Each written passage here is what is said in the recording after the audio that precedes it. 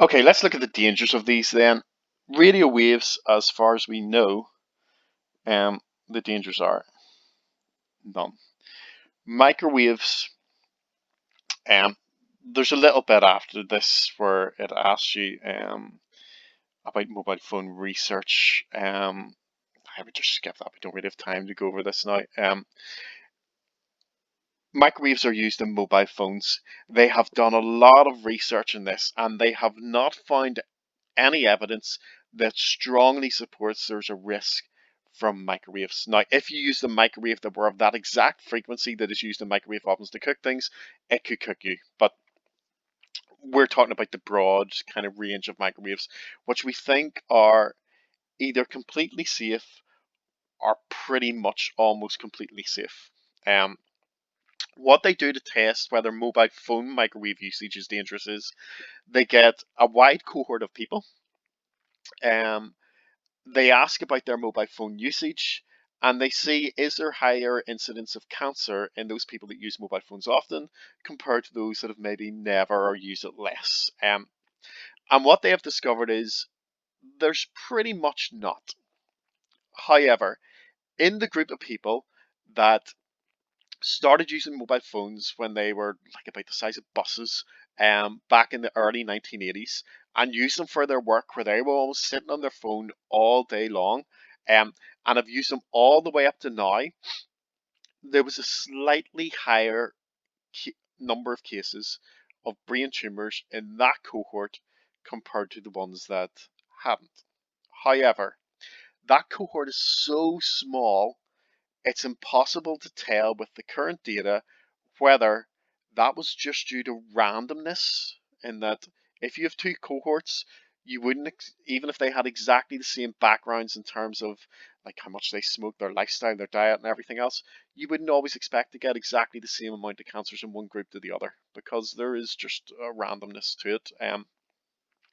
So, what essentially that big study found out was using mobile phones is almost entirely safe, but there might be a small risk from using it heavily all the time, or there might not be.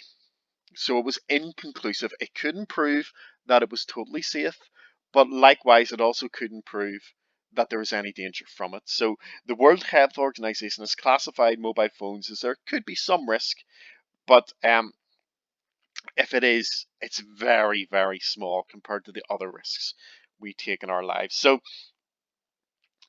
I'm going to put none in here, but don't come back and sue me if that turns out not to be the case.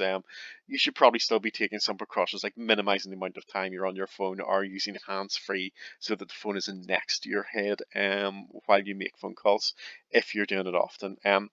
Infrared. Infrared is heat radiation, therefore the risk from it is burns. If you stick your hand under a grill, it will burn it. Visible light,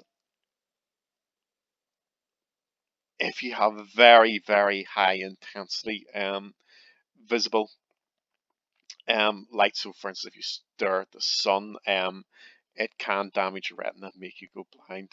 Just looking at it, I suppose we could put something else invisible, which is just lights, yeah, so light bulbs.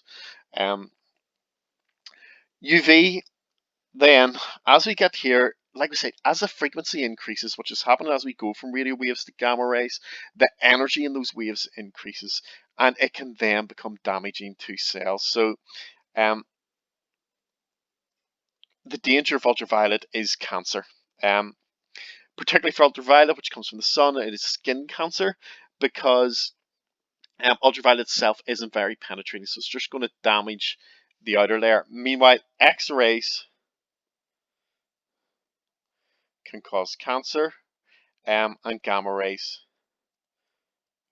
can also cause cancer of any organs because they can pass through your body and damage those organs. And in fact, the risk as we go from UV to X-ray to gamma rays increases. So they will try and minimize the amount of X-rays that they give people. So you'd only get a medical X-ray if it's entirely important.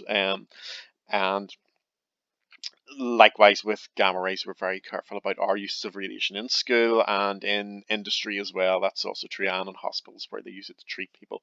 They will always try and minimize the amount of dose that you get. Okay,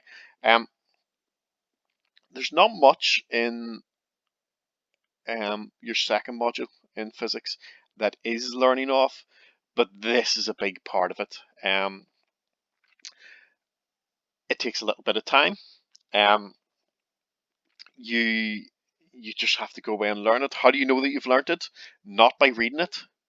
That's maybe how you learn it, but it's not how you know that you've learned it. You need to cover this up and see if you can fill it in. So just take a new sheet of paper, put all your notes away, see if you can write down the correct order, and then see if you can write down the uses. Once you're happy with that, then try the questions on the next page, and I'll put a little video up just to give the answers to that at the end. Okay.